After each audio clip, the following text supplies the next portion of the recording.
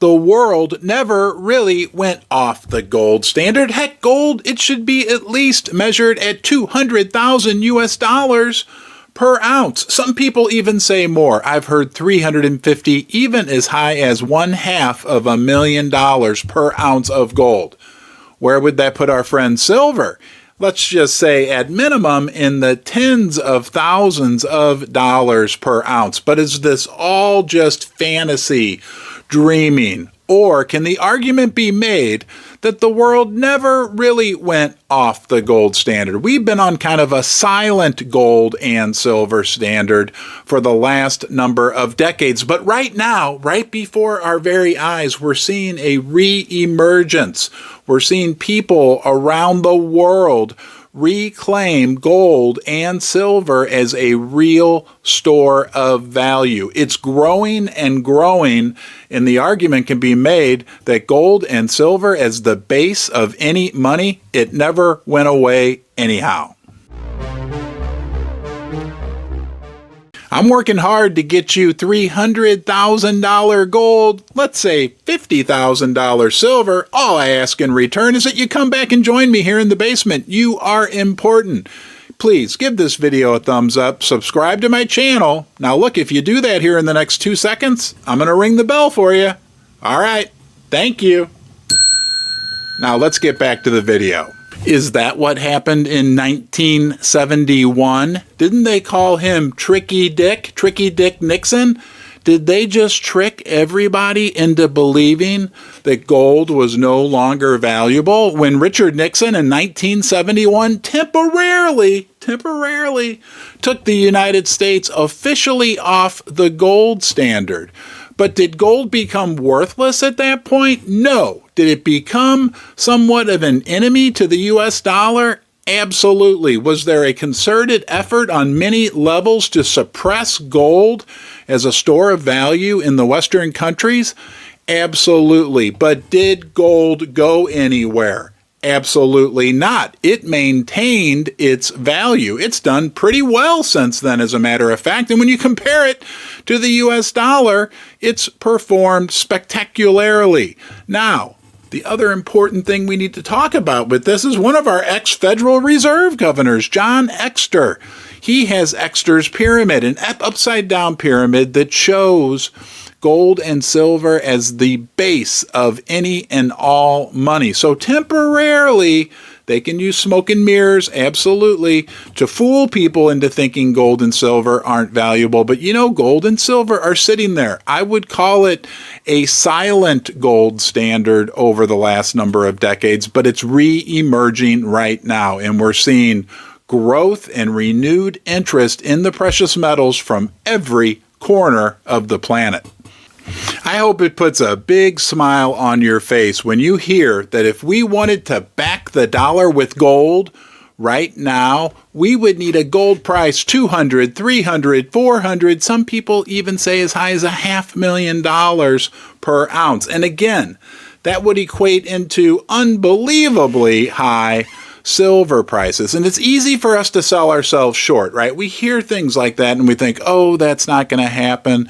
We've been through a multi-decade period where the price of silver and the price of gold have been suppressed. Guys, it's important for us to remember this is in our Constitution. Our founding fathers wanted it this way because they wanted us to avoid the evils of fiat money, of money printing, of government finances going out of control. And that's just what happened, right? That's blatantly obvious to anyone who even takes a small look at the situation. Now, we even have congressmen in the United States, Rep. Mooney from West Virginia. He's proposing that we put the United States back on the gold standard fully, and while that has a minimal chance of passing, it shows renewed interest, not just around the world, but even here in the United States. And we have to touch on what's going on a state-by-state basis in the U.S. We've had states like Idaho, Kansas, Arkansas. There's 20 of them that have either already passed gold and silver legal tender legislation, or are in the process of allowing their citizens to reclaim their right to use gold and silver as legal tender again. That's in this little document we have in this country called the United States Constitution. First Mining Gold is a development company advancing two of the largest gold projects in Canada. Springpole in Ontario and Duparquet, located in Quebec, each already has 5 million ounces of gold reserves, but exploration initiatives are underway at both projects to find even more gold. First Mining is well-financed, has zero debt, and owns an interest in 4 additional Canadian gold development projects.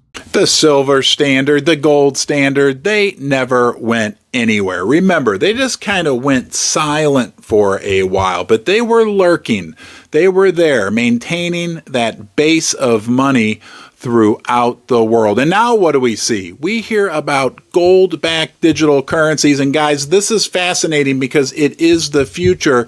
And as long as these are regulated, right, and controlled and audited, and people know that for each digital token they have a representative amount of real gold that they can go anytime and pick up, hey, this could be huge for the silver market and the gold market. And we're seeing this in Texas, one of the bigger states in the United States. We're hearing about it in Zimbabwe. Also, the BRICS nations. Look, they only make up like what, 65 now, 70% of the world's population. They're talking about gold-backed community currency, right? Reserve currency that they can use to trade amongst themselves. The future for the gold price and the silver price look great. Imagine you walk into a room. There's a pile of paper and a pile of silver and gold.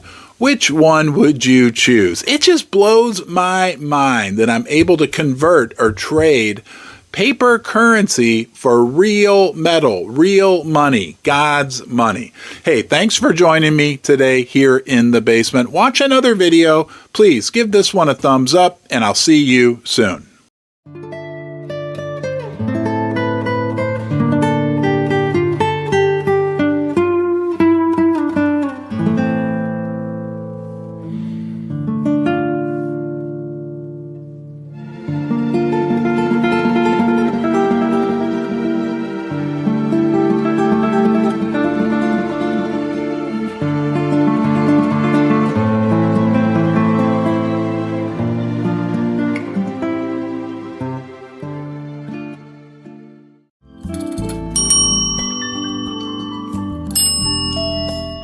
Hey everybody, it's Ron from Ron's Basement, live on the log flume with Lily. Lily, say hi. Hi.